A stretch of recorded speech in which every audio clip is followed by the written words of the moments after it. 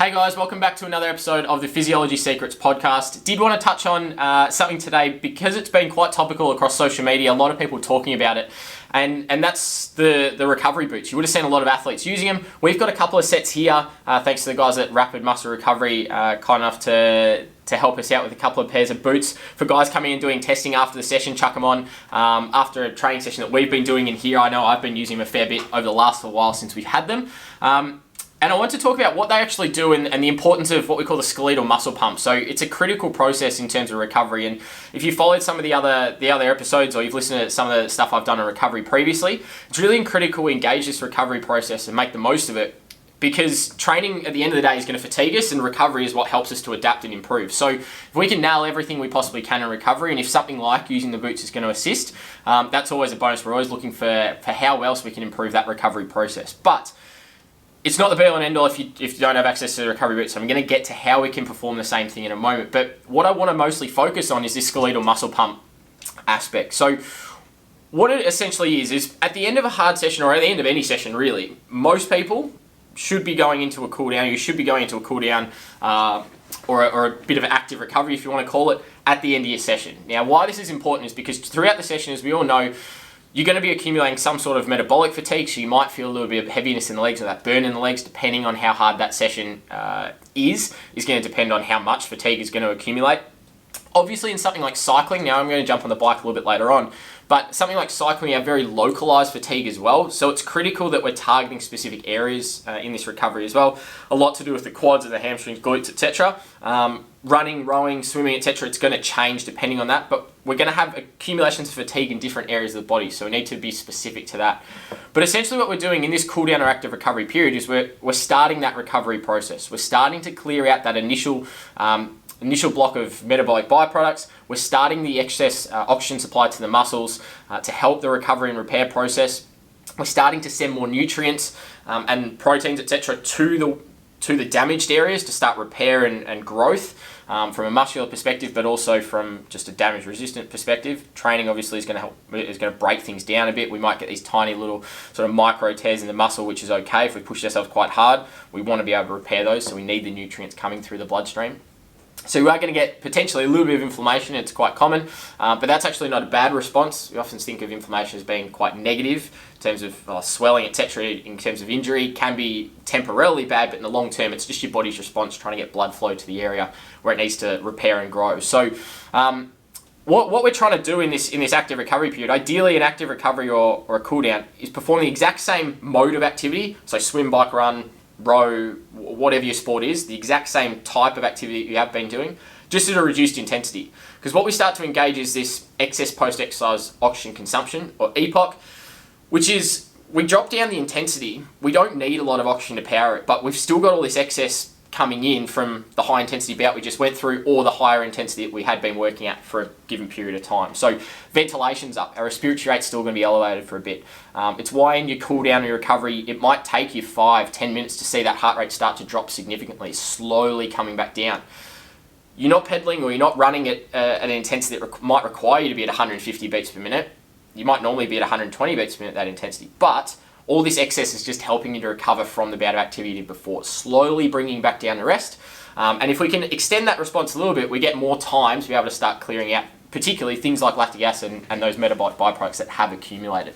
Helps us break down a lot of that initially. If we start that breakdown process and that oxidation process a little bit quicker, it's going to serve us better in the long run. So in the next couple of hours, we're just going to start recovering quicker, and obviously it accelerates the process from there. So active recovery is critical post-session, always good to cool down, low intensity but the same exercise mode. It's going to send the blood and the oxygen to the right places and help us start to recover far more effectively. Now, how does that actually work? Why don't we get that same response by just going and sitting down and not doing anything? Before we start thinking about the boots and things like that, why do we get the same response by just coming and sitting down post-session? And the key is this skeletal muscle pump. What it is essentially, when we continue to, let's use the bike as an example, when we continue to pedal on the bike, we're turning the legs over. Now, to be able to turn the legs over on the bike, first things first, the muscles need to contract to be able to produce that movement. So we have to continue to contract the muscles. What does that do when we contract the muscles? essentially we have blood vessels in the middle, we have muscles either side. If they're contracting, they're pushing on the blood vessels and squeezing it. It's like a tube of toothpaste. If you've got tube of toothpaste, tiny bit of toothpaste in the bottom, you need to get to the top. What do you have to do? You have to compress and push on it, and that pushes it a little bit closer to the top. You keep doing that and squeeze, squeeze, squeeze. You're pumping it all the way up to the top. Eventually it comes out the top. That's essentially what we're doing with this skeletal muscle pump. Muscles contracting, pushing on the blood vessels. Blood can only come back up to the heart. It can't go back the other way. It only goes in the same direction. It's a one-way cycle from out of the heart out to where it needs to go into the body, to the muscles, and then it comes back. Anything that's not used or the byproducts, etc., are going to cycle back up to the heart, send it out to the lungs. That's where we're getting oxygen, etc. So it can only move in one direction. So when we do compress and build that pressure by contracting the muscles, it's going to allow that blood flow to start streaming back up to the heart a little bit more effectively. If we continue to compress when we push on the pedal stroke, contract, but then when we push on the other side, that lead's now going to relax. Because we're not contracting, then compress, relax. It's this pumping effect, like so, that's going to continue to move that blood back up to the heart a little bit more effectively. Apart from anything else, like I said with that EPOC response before, if we're continuing to pedal on the bike, we're not going to drop all the way back down to resting values in terms of heart rate, ventilation, oxygen consumption, etc., because we're still working on the bike. We need some sort of elevated oxygen consumption above rest to be able to just produce that very slow turnover of the legs as well. So, as a result, we keep a little bit of that excess oxygen supply moving around the body, all those nutrients moving around the body as well. And again, it's helping to accelerate that recovery process in those initial stages. So doing 10, 15 minutes of this is perfectly fine. Again, keeping it low intensity. We don't want to do massive amounts. And this is the type of thing that you can do, or you can do as like a recovery session. A lot of athletes like to do sort of a recovery run or a recovery cycle as a dedicated session. Where they sort of go wrong is they're doing way more than 10, 15 minutes. They're doing sort of half an hour, 45. I've seen guys write in their training programs before, recovery run, 1 hour recovery run. And I just look at it and go, that's not really a recovery run. It's just way too long. We don't need a lot at all. It's literally just turn the legs over just really quickly, get yourself moving, bit of blood flow, bit of that pumping action. Any activity is going to do it, and ideally really low intensity, same muscle groups is going to be ideal. So that's our skeletal muscle pump. Muscles pushing on the blood vessels, blood comes back up the heart, great. It starts accelerating the recovery process. How else can we achieve this? Because it's not always practical just to stay on the bike or continue to run. You might be completely exhausted at the end of a session or at the end of a race. Probably the last thing you want to do is just continue to you get back on the bike or go for a run or a slow jog or a walk. You may just want to sit down for a bit. Now you can sit down, but the key to it is you need to sit in an inverted position. So if you can sit down and put your legs up a wall or legs up on a step, a chair, etc., what that does is helps use gravity to your advantage. Because if we're sitting up like so, gravity's pushing down on top of my head, right? Blood has to travel from my feet. If I've just been on the bike, blood just has to travel from my feet back up to the heart. That's working against gravity. It's opposites. Yeah? Not ideal, because gravity's going to keep pushing it down. Blood's slowly going to come back up, but it's going to take quite a while. We get what's called venous pooling. It's the same thing you experience when you're on a plane or a car in a car for a long period of time. You start to get that swelling sort of sensation in your feet and in your legs. It's because you're sitting down a lot. It's very difficult for blood to come back up to the heart against gravity by itself without that assistance. So that's why turning the legs over is a good option, because we get that pumping effect. It helps pump that blood back up against gravity a little bit more effectively. But we can get that same blood transfer or blood circulation back up to the heart if we sit down and put our feet up, because now what we're doing, if we turn upside down, blood's coming back towards the heart, but it's moving downwards with gravity. Gravity's assisting that blood to come back towards us. So it can be useful. Downside is it's more difficult to then pump blood out to the area back against gravity. So blood coming from the heart to the muscles to send oxygen there, the nutrients that we're talking about before.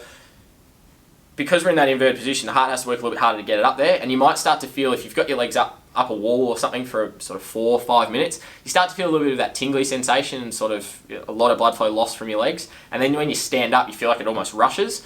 It's because it's difficult to get blood flow there. So we're sort of losing out on the opposite side of things. Yes, we're getting blood back up to the heart. We can help start clear out some of the stuff sitting in the veins, etc., some of that byproduct. But it's a bit of a struggle to get blood to that area in the first place. So it is a bit of a trade-off, if you like, by doing that. But if you do sort of a couple of minutes with your legs up a wall, then you have to do 2-3 minutes, stand up, walk around for a bit, sit back down, legs up a wall again, stand up, walk around for a bit. That can be good to just sort of basically shake you upside down and back again, and start to transfer a bit of blood flow up and down the body and help to clear things out. Again, accelerating the process. So that's one way you can do it. The other way is obviously utilizing a technology like the recovery boots. So putting the boots on, what they essentially do is, if you've ever had your blood pressure taken before, very similar process. The blood pressure cuff essentially is in the boots is just extended all the way up your leg. You can set them to different settings, and based on the brand that you've got, they're going to have different usable features, etc., and how you can manipulate the pressures. The ones that we've got are very, very simple in how they work. You put the boots on, you turn the machine on, you start it, and it basically just inflates the cuff around you. So what that does is builds pressure on the inside. It starts to push into your leg.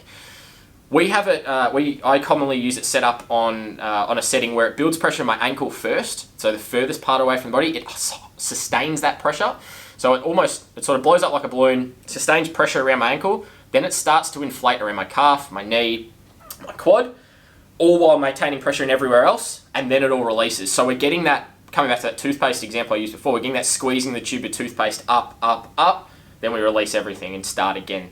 So it's constantly trying to draw blood back up to the heart. Again, downside is, in terms of actually turning the legs over, you're probably not going to have your heart rate elevated for as long as you would if you would continue to cycle, or that ventilation aspect, because you are sitting. There isn't much demand for you to be able to take in oxygen and use it to create work because you're stationary.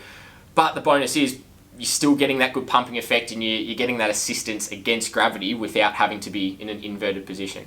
I guess from a practicality standpoint, obviously you do need a power point, so you can't just go out in the middle of at the end of a race and just set these up anywhere. You do need to be hooked up to power. And again, the downside of it is I've always found that these are most effective when you can get in them pretty much straight away after a session. Jump off the bike or come in for a run, have a quick shower, and then get straight to the boots. And while you're in the boots, you then get a bit of nutrition, hydration in, and accelerate recovery that way as well. So really, all of these different methods, doing an active recovery or a cool down physically, chucking your legs up a wall, or using something like the recovery boots, are all doing the same thing, and it all revolves around that skeletal muscle pump. Critical part of the process in terms of accelerating that recovery. And an example of when this has happened, and we do a few school presentations throughout Victoria in terms of talking about VO2 max and metabolic byproducts, etc. And what I actually had was a really interesting situation about sort of 6 months ago, where we had two students who'd done the same footy training the night before, and then they came in to do a VO2 max test the next day as part of their school presentation that we were doing. And we measured their blood lactate samples. Really interesting is one student, hard footy training session, went home, just sat on the couch, did nothing, came to school the next day.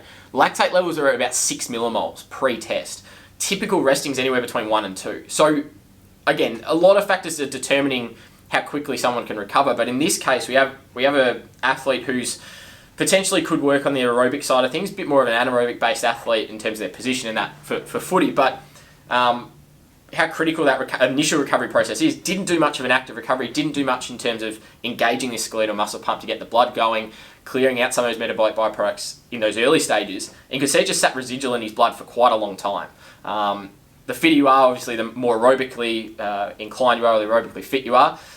Regardless of what you do, it's going to accelerate that process a bit, but you can see how in the average person, it can take quite a while. The second student who came in, the second athlete, if you want to call that, did the same training session, but did the test, pre-test, lactate was at 2.5 millimoles, so a bit close to that typical resting of 1 to 2. And you can see what they did after the test, after their training session before they did the test the next day, was they just went and was like walking around the oval kicking a few goals. So in that regard, same activity using the same muscle groups, just at a reduced intensity. Active recovery, it's the exact same thing as what we talk about with triathlon, swimming, cycling, rowing, etc.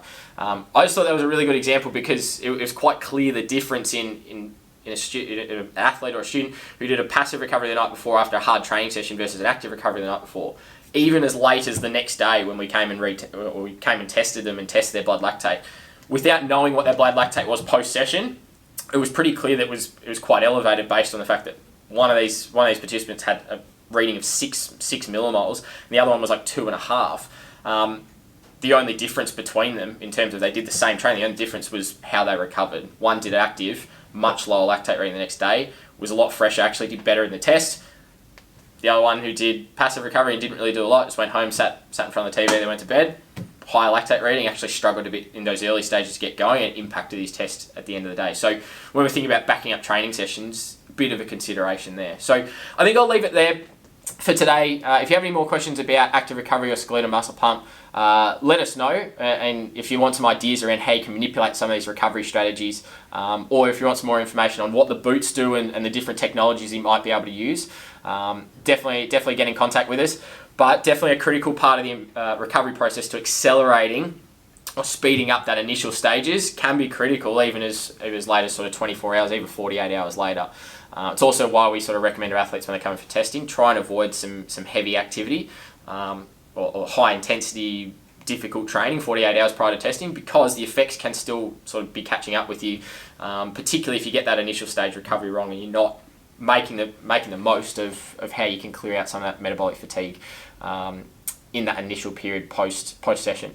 So thanks for watching another episode of the Physiology Secrets podcast. I hope you've been enjoying it so far. If you do have any questions that you want answered on the podcast, please get in touch with us. Join our free Facebook group, the Mets Mastermind. We've got over 1,000 athletes and coaches and experts in that group. It's a really good group. We're trying to boost a bit of engagement in there. So if you do have any questions, please let us know. Otherwise, we'll see you in the next episode.